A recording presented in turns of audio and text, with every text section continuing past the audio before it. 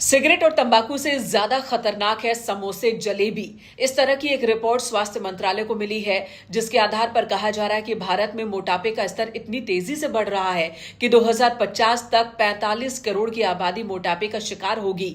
यानी कि अमेरिका के बाद भारत सबसे ज्यादा मोटे लोगों वाला देश होगा। और इसे चिंता जाहिर करते हुए स्वास्थ्य मंत्रालय की ओर से एक नोटिफिकेशन जारी किया गया है कि लोग जो भारतीय नाश्ता करते हैं, जैसे कि समोसा, जलेबी, वड़ा पाव, पकौड़ा, इस तरह के नाश्तों को लेकर भी अब जहां जहां पर भी ये चीजें बिकती हैं, वहां नोटिफिकेशन लगाया जाए, वहां साइन बोर्ड लगाया जाए और बताया जाए कि कितने तेल का इस्तेमाल हुआ है, जलेबी में कितने शुगर की मात्रा है। ये तमाम इंफॉर्मेशन होनी चाहिए, चेतावनी जारी करनी होगी, उसी तरह से जैसे कि सिगरेट और तंबाकू के पैकेट्स पर स्वास्थ्य को लेकर चेतावनी जारी की जाती है।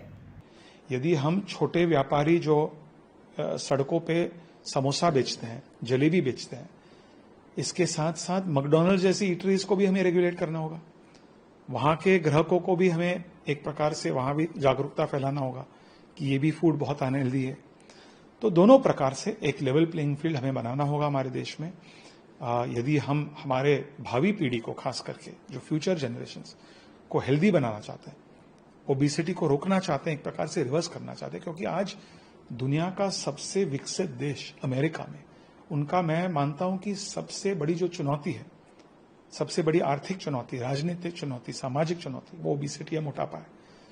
और जिस प्रकार से पश्चिम देश और खास करके मल्टीनेशनल्स, QSR जो मैकडॉनल्ड्स जैसे रेस्टोरेंट्स है, वो विदेशी कल्चर हमारे देश में ला रहे हैं, इसमें हमें कोई आपत्ति नहीं है, लेकिन उसका एक बहुत नेगेटिव इफेक्ट है, बाय प्रोडक्ट मोटापा है, ओबेसिटी है। और इसलिए ओबेसिटी को रोकने के लिए एक लेवल प्लेइंग फील्ड होना चाहिए। यही हमारी कमेटी की सजेशन हेल्थ मंत्रालय को रह चुकी है। और इस बात पर मुझे ये कहते हुए खुशी होती है कि इसमें सभी राजनीतिक दल हमारी कमेटी में मौजूद है और सभी राजनीतिक दल के सांसदों एक होकर इसमें आम सहमति नहीं, सर्व सहमति है कि एक लेवल प्लेइंग फील्ड होना चाहिए। यदि आपको भारतीय फूड्स को रेगुलेट करना है तो उसी प्रकार से आपको इंटरनेशनल वेस्टर्न फूड्स को भी रेगुलेट करना चाहिए। कई अहम जिम्मेदारी आपके कंधों पे दी गई है, लेकिन खासकर भारतीयों की बात करें तो जब भी नाश्ता या फिर ब्रेकफास्ट कुछ करना हो तो समोसा जलेबी उनका फेवरेट डिश हो जाता है। तो कितनी मुश्किल होगी और किस तरह से उसे प्लान किया जाएगा?